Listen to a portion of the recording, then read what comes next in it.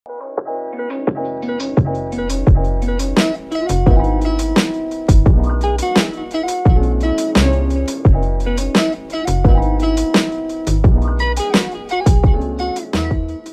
guys, and welcome back to YouTube channel Brem. Balik lagi sama gue Timmy.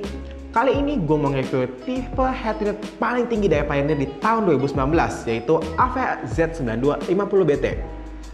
AVH Z9250BT ini merupakan pengganti AVH Z9150BT yang udah Pioneer keluarkan di tahun 2018. Dan di video kali ini gue akan ngejelasin perbedaannya antara Z9250BT dengan pendahulunya.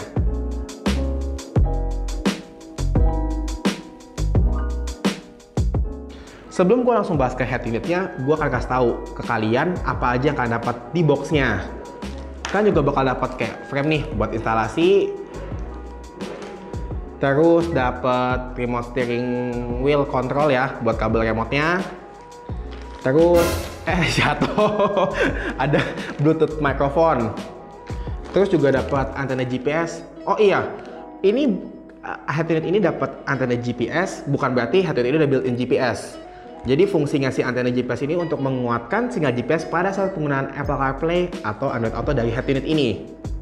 Terus juga dapat buat instalasi, buat pemasangan ya.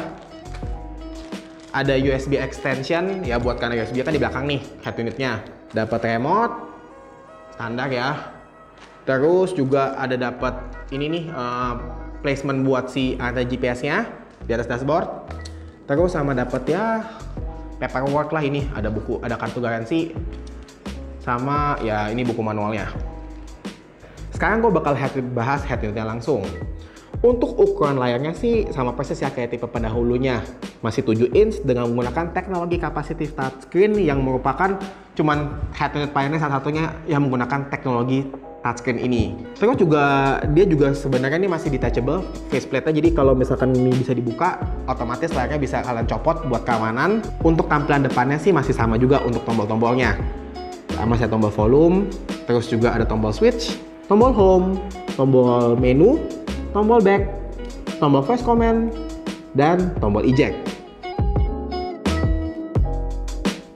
Untuk port di belakangnya sih ya masih standar ya. Dia juga ada GPS antena input, terus ada dual USB input, HDMI input yang which is itu udah wajib banget buat head unit top of the line. Terus ada input buat remote steeringnya, ada kabel buat mikrofon, terus ada kabel power, ada kabel RGB input buat khusus Pioneer, ya colokan antena, sama ada satu soket buat yang cabangin RCA-nya, dimana RCA-nya itu ada 3 RCA output buat audio, masing-masing 4 volt. Terus juga ada RCA video input, recap input, sama RCA video output. Yang jadi pembeda banget antara Z9250BT dengan pendahulunya adalah dia sekarang untuk Z9250BT sudah ada fitur WebLink. Buat kamu yang belum tahu kalau fitur WebLink itu apa, nah WebLink ini merupakan sistem koneksi antara handphone dengan head unit, dimana jadi kalian harus download dulu untuk aplikasi WebLink-nya di handphone dan kalian akan connect. Kelebihan dari fitur WebLink ini sendiri adalah buat kalian yang suka nonton YouTube atau menggunakan Waze di GPS handphone, nah si head unit ini udah kompatibel. Terus untuk fitur-fitur yang jadi flagship untuk Z9150 tetap ada di Z9250BT, seperti ada Apple CarPlay Wireless,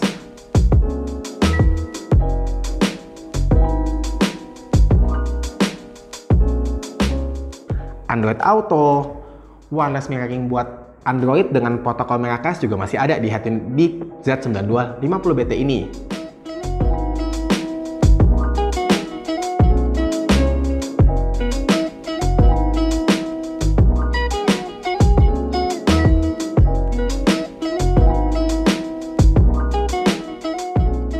Selain tadi fitur yang udah gue sebutin, gue mau highlight satu lagi nih kelebihan dari head unit itu, ada fitur dual zone.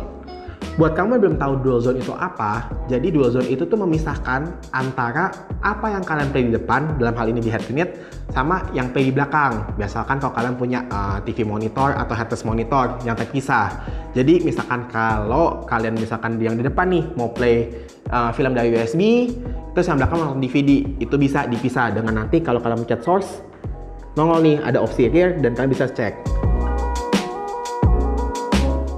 Yang gue suka dari head unit ini adalah untuk sebagai head unit top of the line, dia koneksinya udah komplit banget. Apple CarPlay-nya juga wireless. Dia punya wireless mirroring, walaupun cuma buat Android ya. Terus juga dia punya Android Auto, WebLink, bahkan dia punya SD card input yang kompetitornya nggak punya. Yang gue nggak suka dari head ini cuma satu. Untuk wireless mirroring-nya ini, dia cuma bisa untuk handphone Android.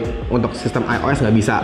Sedangkan kalau kompetitornya bisa sih, cuma perlu ditweak dikit lah. Kesimpulan gue buat head unit ini untuk harga yang ditawarkan menurut gue sangat worth to buy. Bahkan untuk di kelas top of the line, head unit ini paling komplit. Buat elu yang udah pakai tipe Z9150 atau yang mungkin sekelasnya, terus kalau mau upgrade ke Z9250 sih jujur menurut gue perbedaan atau signifikan. Tapi buat kalian yang pakai mungkin tipe di bawah ini dan rencana mau ganti ke Pioneer yang tinggi, menurut gue sih ini oke banget. Untuk harga dari head unit Avea Z9250BT ini harganya 9,5 jutaan, belum termasuk pemasangan. Dan head unit ini kalian bisa pesan di brembo.com.